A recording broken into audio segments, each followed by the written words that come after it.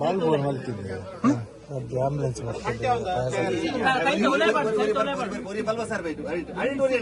ఎక్కడ పోతారు రంజిన మళ్ళీ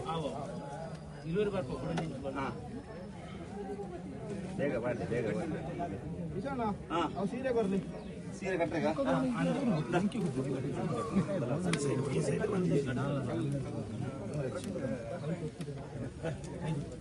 ಕಲ್ಲು ಗಟ್ಟಿ ಜನ ಕಲ್ಲು ಗಟ್ಟಿ ಜಾಗ್ರತೆ ಮಾಡ್ಕೊಳ್ಳಿ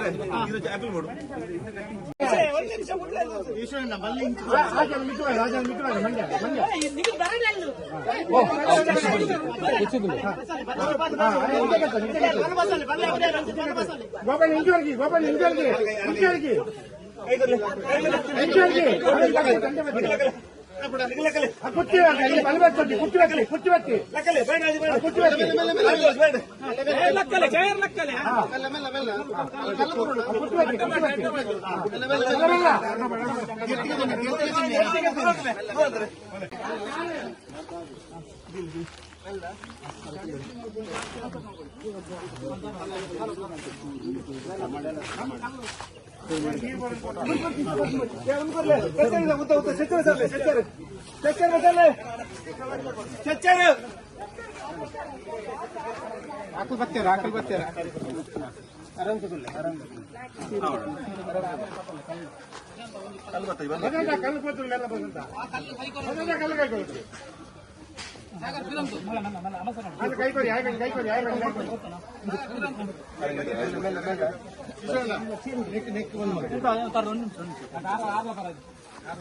తెచ్చారు సార్ ఏది నల్లు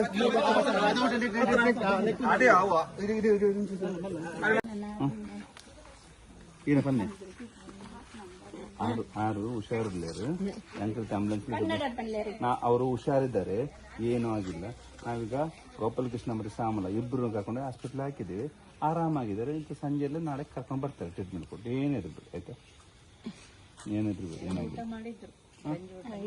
ಶ್ಯಾಮಲ ಯಾರು ಸೊಸೆನಾ ಮಗಳಾ? ಓಕೆ ಓಕೆ, ಏನು ಆರಾಮಿತ್ತು ತರಬೇತಿ ಮಾಡಬೇಡಿ, ನೀವು ಚಿಂತೆ ಮಾಡಬೇಡಿ. ನಾವೀಗ ಆಂಬುಲೆನ್ಸ್ ಅಲ್ಲಿ ಹಾಕಿ ಬಂದಷ್ಟು ನಾವೇ ತೆಗ್ದಲ್ಲ, ಇಲ್ಲಿ ತೊಂದರೆ. ಬನ್ನಿ ಬನ್ನಿ.